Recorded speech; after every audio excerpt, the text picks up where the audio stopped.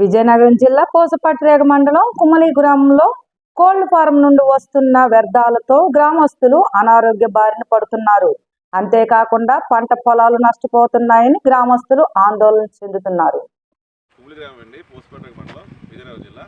ముఖ్యంగా మా కుమ్మలి గ్రామంలో చాలా రోజుల నుంచి ఇబ్బంది పడుతున్న సమస్య ఏంటంటే ఈ ఫ్లౌట్రీస్, ఈ కోళ్ల ఫారం ఫ్లౌట్రీస్ అనేవి బాగా విపరీతంగా పెరగడం వల్ల ఎంత సమస్యగా మారిందంటే గాలి కలుషితం అయిపోయింది, నీరు కలుషితం అయిపోయింది, మొత్తం అన్నీ కలుషితం అయిపోయింది అనమాట. తాగడానికి నీరు కూడా పాడైపోయింది, ఆరోగ్యాలు పోతున్నాయి, ఎవరికైనా పట్టించుకోవట్లేదు. ముఖ్యంగా ఏంటంటే సమస్య ఏంటంటే వర్షాకాలం వస్తే ఇంకా ఇబ్బంది పడుతున్నాం.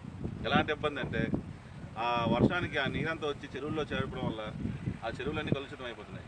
ఆ చెరువులు పశువులు తాగి, జనాలు తాగి అనారోగ్యం ఇదైపోతున్నారు. ప్రతి ఒక్కరికి, ఆడపిల్లలకి సమస్య, మగవాళ్ళకి సమస్య, చిన్నపిల్లలకి సమస్య, ప్రతి ఒక్కరికి. ఎన్నిసార్లు గవర్నమెంట్ ఆఫీసులు చెప్పినా వాళ్ళు పట్టించుకోవట్లేదు. దయచేసి కావాలంటే మా రైతులను కూడా అడగండి, ఏ సమస్యలు ఉన్నాయో వాళ్ళందరూ తెలియజేస్తారు. ఇక్కడ గత 4 సంవత్సరాల కింద నుంచి కూడా శౌర్య ఆగ్రో ఫార్మ్స్ అని కోల్ ఫారం తీసుకొచ్చి కుమ్ముల్లో కన్స్ట్రక్షన్ చేసి ఈ ఫారం నుంచి వచ్చిన వ్యర్థ పదార్థాలన్నీ కూడా ఈ గవర్నమెంట్ మన రైతులు భూములలో నుంచి కొంత వదిలేస్తున్నారండి, రస్తాలకు వదిలేస్తున్నారు. అన్ని ఈ కలుషితం అంతా కూడా ప్రభుత్వం మన రైతుల తాలూకా ఆయకట్టు చెరువులో కలుషితం అయిపోతుందండి. ఇలా అంతా పొల్యూట్ అయిపోవడం వల్ల పశువులు కానీ, మేకలు కానివ్వండి, గొర్రెలు కానివ్వండి, ఈ నీళ్ళు అన్ని గొంతుల్లో కలుషితం తాగడం వల్ల అవి చనిపోతున్నాయి. తర్వాత మెయిన్ ఏంటంటే మా విలేజ్ సుమారుగా ఒక 7,000 పాపులేషన్ జనాభా అండి. 4 అంగన్వాడీ సెంటర్లు ఉన్నాయండి, ఒక జిల్లా పరిషత్ హై స్కూల్ ఉంది, ఎలిమెంటరీ స్కూల్ 4 ఉన్నాయండి. హై స్కూల్ దగ్గరలో కూడా ఆ స్మెల్కి, ఆ పొల్యూట్కి పిల్లలు చదువుకోవడానికి ఇబ్బంది పడతారు. హై స్కూల్ దగ్గరలో కూడా పర్మిషన్ ఇచ్చారండి కోల్ ఫారమ్స్కి. తర్వాత ఈ దీనివల్ల దోమలు, ఈ పొల్యూషన్ ఎక్కువైపోయి మెయిన్ అనారోగ్యం, డయేరియా, ఫైలేరియా ఎక్కువ వచ్చేస్తుందండి మా ఊర్లో. డెంగ్యూ జ్వరాలు, ఈ డయేరియా, ఇటువంటివన్నీ ఈ ఫ్లైస్, హౌస్ ఫ్లైస్, ఏగలు ఎక్కువైపోతున్నాయండి. దీనివల్ల ఇబ్బందులు, ఆరోగ్యం బాగాలకి ఇబ్బంది పడుతున్నామండి. దీని మీద ఎన్నోసార్లు కంప్లైంట్ రేజ్ చేస్తాం కలెక్టర్ గారికి. ఏదో వచ్చిన 2 రోజులు తూతు మాత్రంగా ఆ మురుగు బయట రాకుండా కంట్రోల్ చేస్తున్నారు. మళ్ళీ వరద వచ్చిన తర్వాత మళ్ళీ మామూలుగా వదిలేస్తున్నారండి.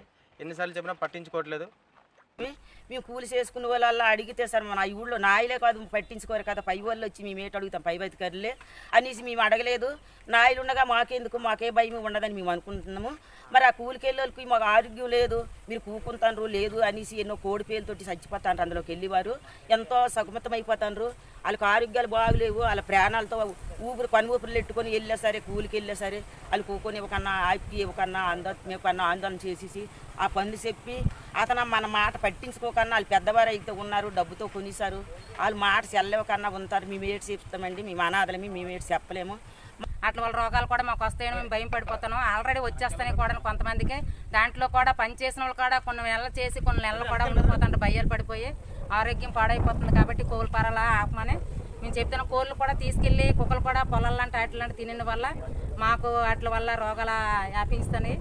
వాటి వల్ల మాకు మేలు చేయాలనేసి మేము కోరుకుంటాను.